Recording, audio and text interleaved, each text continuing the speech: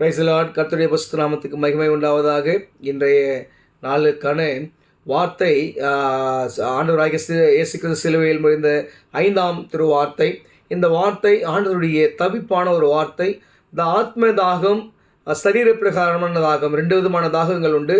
இங்கே சரீர பிரகாரமான தாகம் ஆண்டவர் தாகமாயிருக்கிறேன் என்று சொல்கிறாரு. யோவான் எழுதின நற்செய்தி நூல் 19ஆம் அதிகாரம் 28ஆம் வசனத்தை நான் உங்களுக்காக வாசிக்கிறேன். அதன் பின்பு எல்லாம் முடிந்தது என்று இயேசு அறிந்து வேத வாக்கியம் நிறைவேறத்தக்கதாக தாகமாயிருக்கிறேன் என்று சொன்னார். தாகமாயிருக்கிறேன் ஒரு தவிப்பான ஒரு வார்த்தை.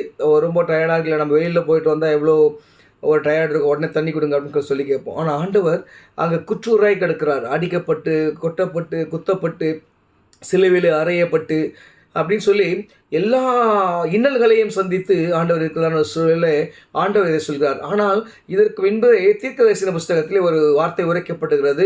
கசப்புள்ள காடியை கலந்து கொடுத்தார்கள் என்று சொல்லி ஒரு வார்த்தை. அந்த வேத வாக்கியம் நிறைவேறுவதற்காகவே ஆண்டவர் இந்த வார்த்தையை சொன்னதாக ஒரு உண்மையும் உண்டு. அதில் ஆண்டு சொல்கிற தாகமாய் இருந்தவர், அவர் தாகமாய் இருக்கிறாரு, அவருக்கே தாகம் உண்டாகிறது.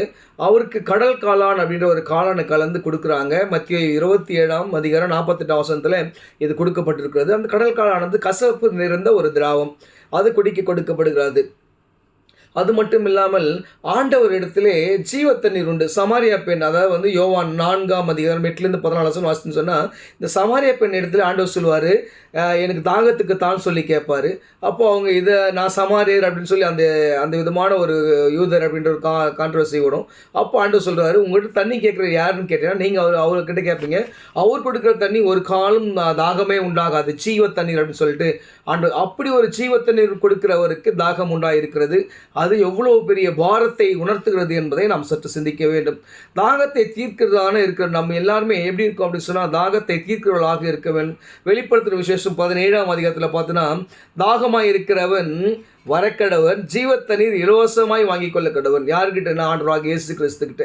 நம்ம கூட அநேக தாகங்கள் உண்டு. ஆத்ம தாகம் உண்டு, நம்முடைய உடல் ரீதியான அநேக நோய்கள் உண்டு. இதெல்லாம் எப்படா சரியாகும்னு சொன்னால், நாம் ஆண்டவரிடம் போகும்போது இலவசமாய் ஜீவத்தண்ணீரை அவர் கொடுக்க வல்லவராக இருக்கிறார். ஜீவத்தண்ணீர்னால் நம்முடைய எந்த ஒரு குறைவில்லாமல் வற்றாத நதியை போல இருக்கும். அப்படி நம்முடைய வாழ்க்கையை ஆண்டவர் சரி செய்ய வல்லவராக இருக்கிறார். நீங்கள் நம்முடைய தாகங்களை ஆண்டவரிடம் போய் சொல்வோம், முழங்கால் படிட்டு ஜெபம் பண்ணுவோம். கண்டிப்பாக கர்த்தர் நம்மளுக்கு ஜீவத்தண்ணீரை கொடுக்க வல்லவராக இருக்கிறார். விசுவாசிங்க, கர்த்தர் பெரிய காரியங்களை செய்வார். ஆமென்.